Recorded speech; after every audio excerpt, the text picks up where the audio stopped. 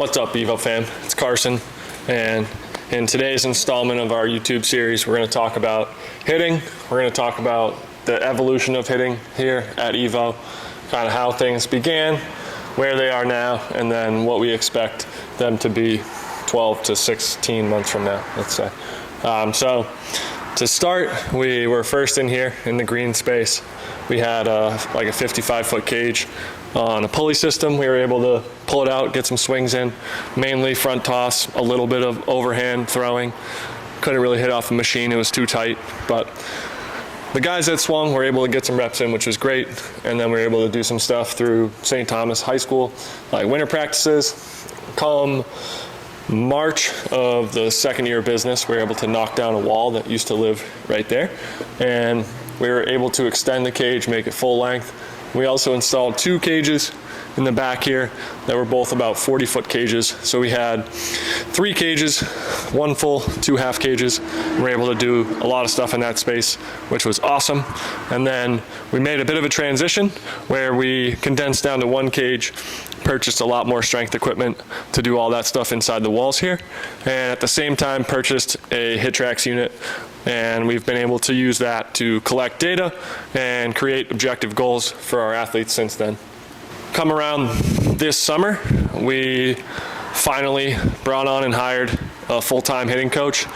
Andrew Pratt is our hitting coordinator, and I'll give you a brief introduction of how I met Andrew, and then I'll let you talk about yourself for a minute.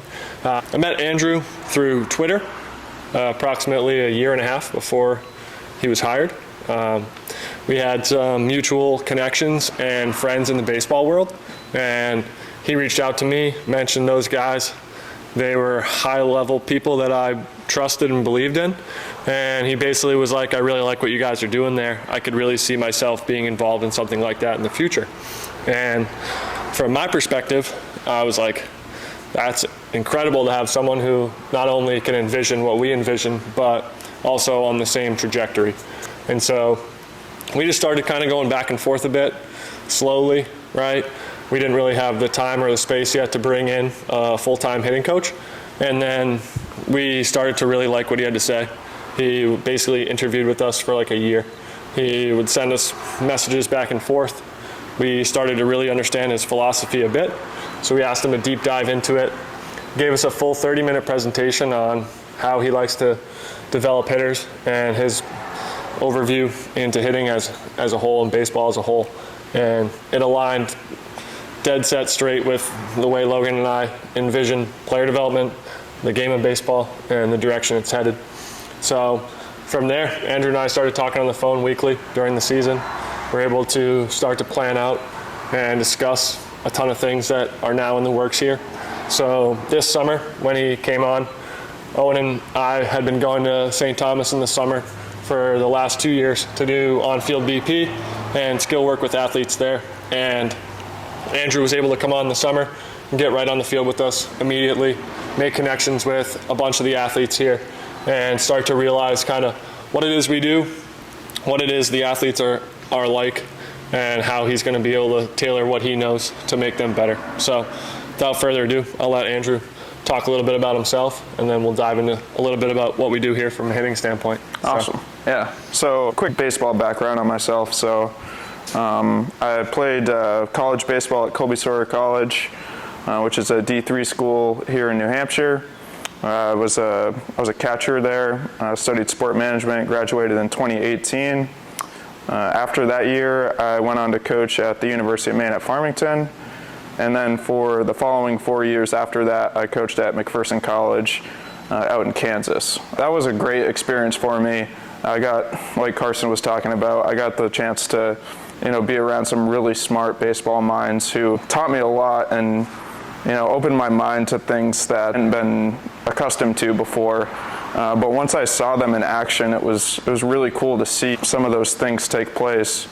Kyle McKinnon was the hitting coach when I first got there.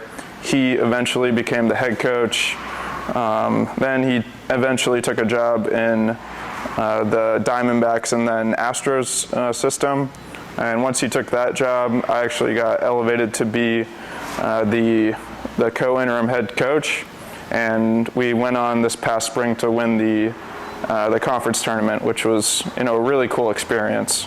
So that's a little bit about my baseball background. And now we can get into a little bit of hitting talk. Yeah, totally. So before we had tech in here, we used to have some launch angle ropes on the cage. So we used to have yellow rope actually lining the edge of the cage, showing what was like a 10-degree launch and a 30-degree launch, and really just trying to encourage kids to start to hit the ball within those windows.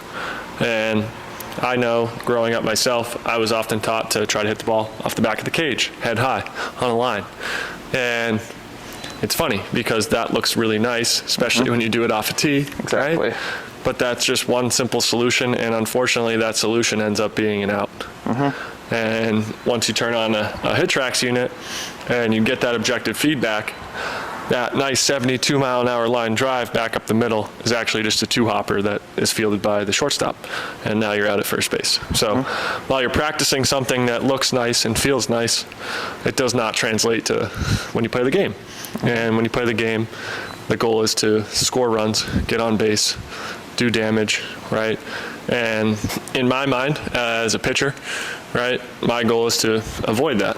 But as a hitter, we want to train in ways that are going to set us up to have more success. And so a couple things that hit right away when Andrew was talking with us was just like building the motor, right? So oftentimes athletes come in, they want to throw baseballs harder. Same thing. In hitting, they want to hit the ball harder. Especially you jump on a HitTrax, it tells you how far and how hard you're hitting the ball. You just want to make that number increase. Well, what is it that makes those numbers increase? And so I'll let Andrew talk a little bit about blast motion and like bat speed and how we can use that in our initial assessment period with athletes to understand what they need. So yeah, for sure. So I think when we first get a hitter who comes through these doors, the first thing, once they step into the cage that I kind of look for is we try to do a really good job of data collection where we use blast motion. I actually have a sensor right here. We use one of these to put on the knob of the hitter's bat, and that will give a lot of information such as bat speed, connection, their swing plane. And bat speed is really the one I feel is most important at the top of the chain, and that kind of relates to how far they hit the ball and how hard they hit the ball too. And we actually, here at EVO, at 603 EVO, we have a little leaderboard now that shows everyone's peak bat speed, peak exit velocity, and also peak distance. And I think those are really good things to, be able to track, be able to try to get better at over a course of time. And when kids see, their names up there next to other kids, naturally there's going to be a little competition too. So through development, there's able to also be a competition aspect that pushes athletes to get better. But to go back to the assessment, we try to get a good collection of data, and once we have that, we can kind of present it. We can present it to the athlete and show them, where they're good and where their deficiencies might be. We want to be able to take those deficiencies and try to get them to be strengths for the athletes, and that's the goal when athletes come here, while also taking the strengths and keeping them strengths. To go off another thing that Carson was talking about as well, HitTrax, it's such a cool tool, and I'm sure you guys can agree with this too, but it's such a cool tool for kids, because it's almost like they get to come in here and be active while almost like playing a video game up here, and it's just like, it's awesome to see like kids have fun with it too. Yeah, I think the gamified aspect of it, right, is incredible, because you could sit here and hammer a kid that they need to hit the ball through the launch angle ropes, right, as hard as they can, but they don't get the feedback of watching the ball leave the yard. And I think to dive into HitTrax a little bit, and some of the ways it can be gamified for skill acquisition, and some of the stuff that we've been using, especially with younger athletes, is just whether you turn the boost up a little bit, whether you shrink the field a little bit, but if you're encouraging them to hit the ball in the air, that's going to lead to further distance. It's going to lead to extra base hits, and it's going to lead to success throughout their career, especially when looking at it in a long-term perspective. And I think that's where I really want to hammer home what I see, which is a lot of times kids hit the ball in the air and then they are like upset that they got out, right? So like they hit a fly ball to center field, right field, left field pretty well, and they come back to the dugout and they're like upset. And it's like, in reality, you either just missed hitting that about as good as you could, or you did hit it as good as you could and you just hit it to the guy, right? And to circle back to bat speed and why bat speed is so relevant is that if your bat speed is X, right, in year one, let's say, of high school, and your best hit ball to center field is caught. All right, well, what happens when you're 15 pounds heavier and you now swing the bat 15 miles an hour harder? That ball that was once caught by the center fielder now goes over the center fielder's head, over the center field wall, especially at a high school field. It's really easy to hit a ball 300 feet, and in a lot of cases, it's a home run. And just this last spring with my high school team, I just encourage them that if you can hit a ball 85 miles an hour on hit tracks at 25 to 35 launch, depending on the field, depending on the wind conditions, there's a very good chance that could be a home run. And you don't have to have incredible bat speed, and you don't have to be very strong and heavy to hit a ball 85 in the air, right? These bats are incredible, they're very expensive, and they're, quite frankly, like this right here, a 34-inch drop 3 bat, if you can swing it close to 60 miles an hour, you can hammer a ball with clean contact.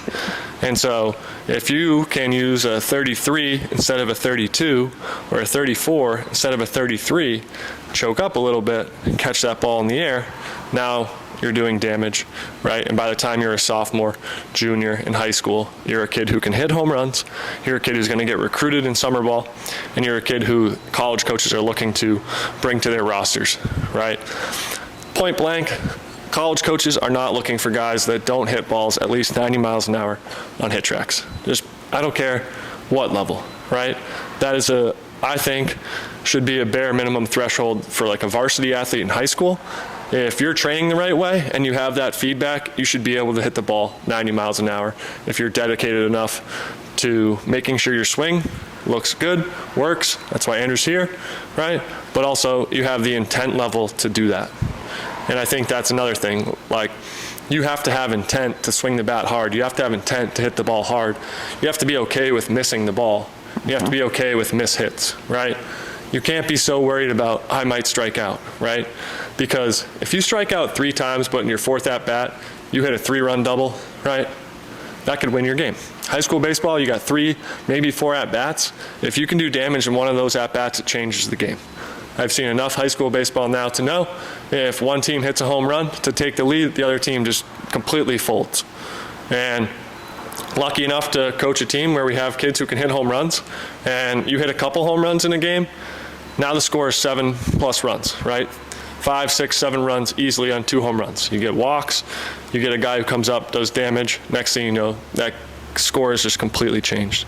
But to kind of circle back, right, and dive in, like, the reason Andrew's here is because he knows how to use all of this tech. He knows how to take the information and make it digestible to the athlete, and he knows which questions the athlete needs to be able to ask and why, and he knows which questions the athlete might ask that are irrelevant.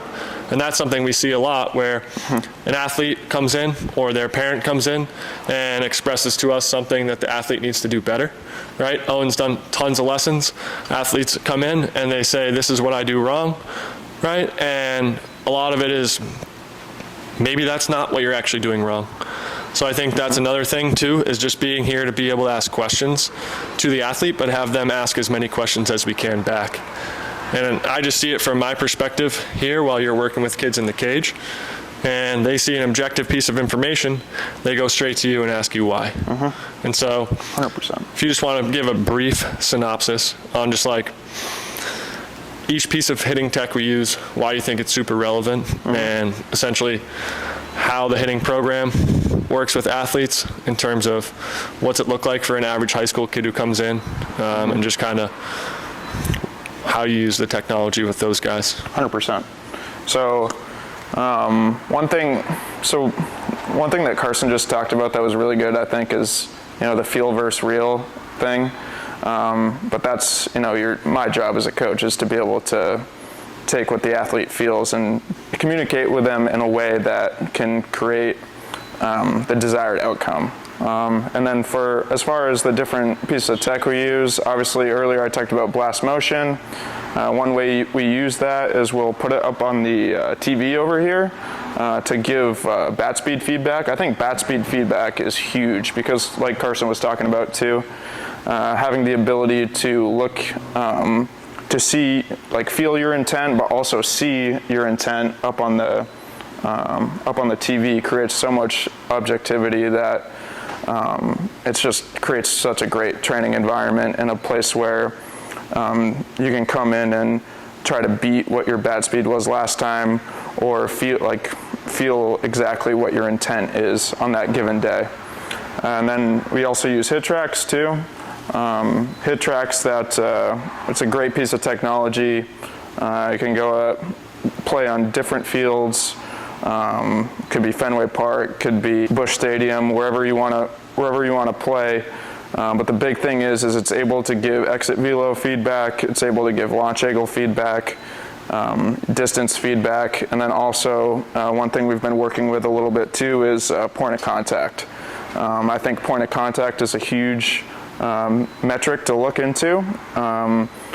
Ideally, you want to be able to try to hit the ball out in front of the plate, and with hit tracks, it allows us to objectify that and look at it a great deal. And obviously, Carson also talked a lot about bat speed as well.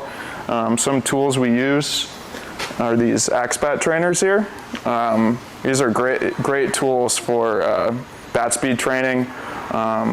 Creates underload, overload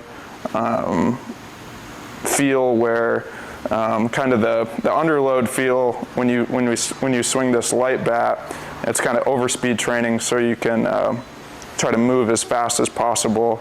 And then with the overload training bats, it's able to create a heavier feel where it's going to naturally kind of put your mechanics in place without you even having to think about it. So I think overload, underload training, it creates an environment where, my job's really easy because there's going to be things that are cleaned up just by using the different implements or whatnot, and variability pieces. Just to touch on a couple of things that Andrew's done a great job of thus far. I think going back to what Carson and Andrew were saying earlier about using the HitTrax feedback as a hitter. I know personally, if I'm in the cage and I'm using HitTrax, I usually want my last swing of my round to be a hit. I want it to be hard hit. I want it to be ruled as a hit on HitTrax. And I think Andrew's done a very good job of thus far. There's hitters that will end on a deep fly out and be super upset because they got out. I think Andrew's done a great job of pointing to those instances and being like, I don't know why you're upset. Like that, you're swinging the bat 3 miles an hour harder away from hitting the ball over the fence. Mm-hmm. So you're very close from turning a fly out to a home run, which is every hitter 100%. Here's goal. So I think Andrew's done a fantastic job of explaining how, although we have all this objective feedback, you don't always have to take it for what it's saying. 100%. There's opportunity to dive deep into all these things for sure, but you gotta understand at points that a lot of times hitters are so close. You're so close to having the perfect launch angle, the perfect bat speed, whatever, to get your desired result. Mm-hmm. I think that's been something that's been great thus far. And the second piece I just want to say was, in terms of collecting this data, I think athletes, every single time they come in order to hit with Andrew, they're excited to try to beat their PRs. I know guys talk to me. I'm over a lot of times in the area where we roll out and warm up, and guys are excited for their day here in the cage, and they're super excited and have a ton of anticipation to try to get in here and beat their numbers. I think Andrew does a great job of keeping this all on the whiteboard, which he said before, and just creates an atmosphere where there's a lot of excitement in doing well. And I think that's huge for a successful training environment. 100%. And then one more piece on bat speed that I think is really important, and Carson touched on it earlier, but one thing that bat speed affords you is the ability to miss hit balls and still have an optimized outcome. You watch like major league hitters who have a high bat speed, hit balls off the end of the bat or off the handle and still be able to hit. You know, some of them are able to hit balls over the fence still, and that's because they're able to swing the bat fast. So I think, you know, with high school, middle school athletes that come through these doors, it's important to train bat speed, not only to optimize their perfect swings, but also maybe they're not as good swings, because that will optimize their performance level. Totally. And I think to highlight what Owen went over, a few things Andrew's done really well. He's very organized. And so a lot of times you see hitting in the winter in training facilities and it's just a hot mess, right? You have kids everywhere swinging, doing everything. And on the whiteboard, above the leaderboard, we have today's training environment and today's objective. And really setting that straight with the athlete to start the day is huge, because they know what to focus on, they know what the goal is, they know the North Star for what today's session is, and they don't have to worry about a million things. They don't need 10 different cues in their head. Keep it simple, let the athlete be an athlete. And I think that's something that just doesn't happen enough. And we talk about it a lot. Some of the best times as a coach is when you don't say something, yes, right? 100%. It's when you want to, but you just let the athlete kind of do it on their own and see what they do. Next thing you know, they make the adjustment you were going to say, and they discovered it instead of you telling them. Exactly. And now that's going to be something they've solidified, and they're going to carry that with them. So to go off of what we were saying there, like Andrew's available for hitting lessons right now at a variety of times. And then athletes that are enrolled in our monthly training programs are doing 2 scheduled sessions a week with Andrew in groups of approximately 2 to 4, depending on age groups and like what their focus is. So make sure you get with Andrew, you get on scheduled time slots for when you are doing your hitting in the cage here. And then if you're interested in signing up or booking lessons, you should easily be able to do that through our website, which is 603evo.com. We'll go through that little navigation bar, find the lessons, and you should be able to book out hitting lessons with him and get things going right away. But again, like we talked about in the other video, if you have any questions or any specific hitting topics that you'd like us to cover, we're going to try to dive into a different hitting topic every week and just cover some of these common things we see that could probably be replaced, or just verbiage that could be used differently and things like that. So again, follow along, and thanks for listening. We look forward to sharing more information with you guys the rest of the year.